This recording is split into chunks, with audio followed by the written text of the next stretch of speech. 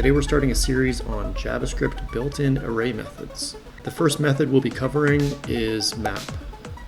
Map is a built-in array method. It accepts a callback function and it returns an array. The array it returns is the result of taking each value in the original array and passing it through the callback function that it was given.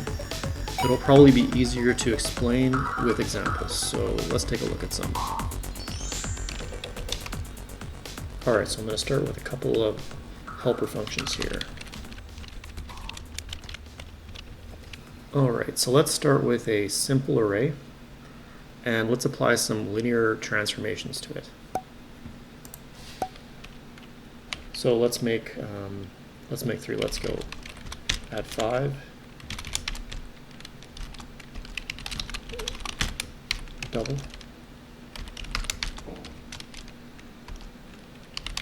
and cube.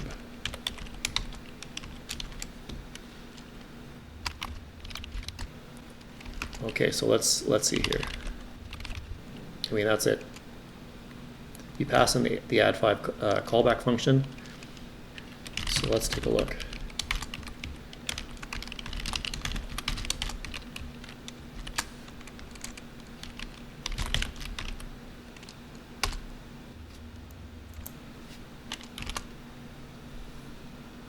Okay, looks good.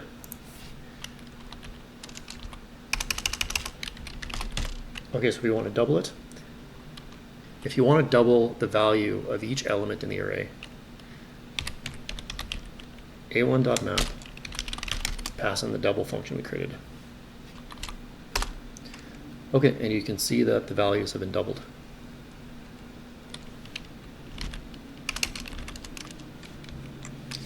Alright, so if you want to cube it, I mean, you can already guess, you just pass in the cube function.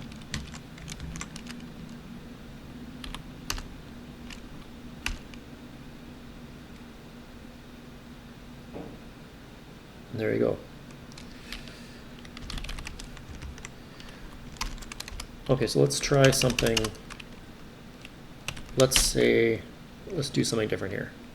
Alright, so let's say we want to map the values using this equation. Okay, so let's create those functions. Const add 10 equals add 10. Const triple equals times 3.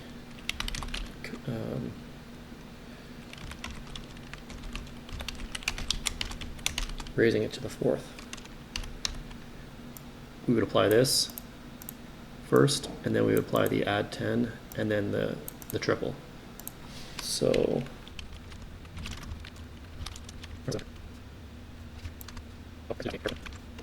right, because it requires it's expecting to receive a function. In this case, we're passing in an arrow function.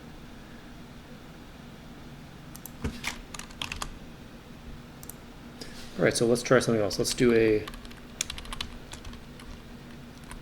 create an accumulator function here. Each array's position is the sum of it plus all the previous elements.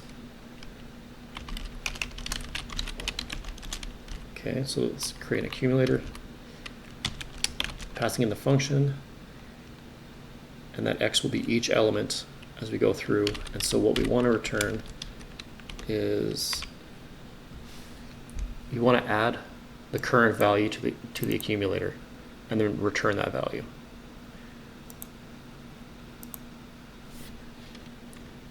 Okay, let's see if that works. All right.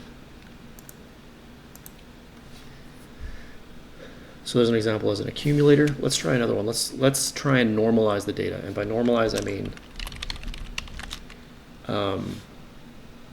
we're going to shift and scale the array so that the lowest value is 0 and the highest value is 1. For this, we're going to need the lowest value.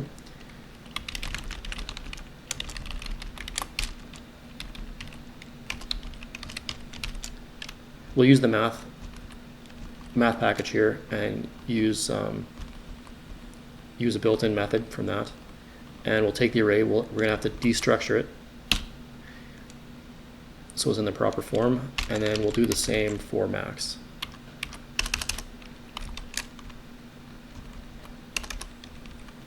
And since we're going to be using the min to shift the whole array by that amount, we will shift the max as well. Okay.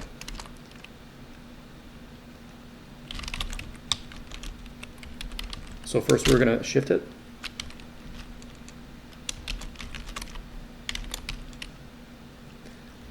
And so in this case it'll be 5, so we'll shift everything to the left by 5. So it'll start off here at 0 and the max will be 95. So it's going to return an array, and then on that array we'll call map again. And then we're going to divide it by the max value, which will be 95. And so we'll get an array going from 0 to 1. Yeah. Okay. Another thing you can do with map is you can use it for arrays with strings, for instance. All right, so let's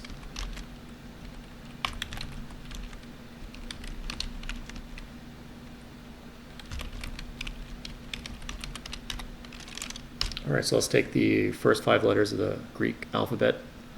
So if you wanted to make those uppercase, if you want to pause and think about how you would answer that, what we would do, as always, is a1.map, and then what we're going to pass in an arrow function, and then for each element in the array, because they're strings, call to uppercase. There you go. Since I'm using the Greek alphabet here, I'm actually interested to know if we actually use the Greek alphabet, will it properly capitalize it? Let's take a look.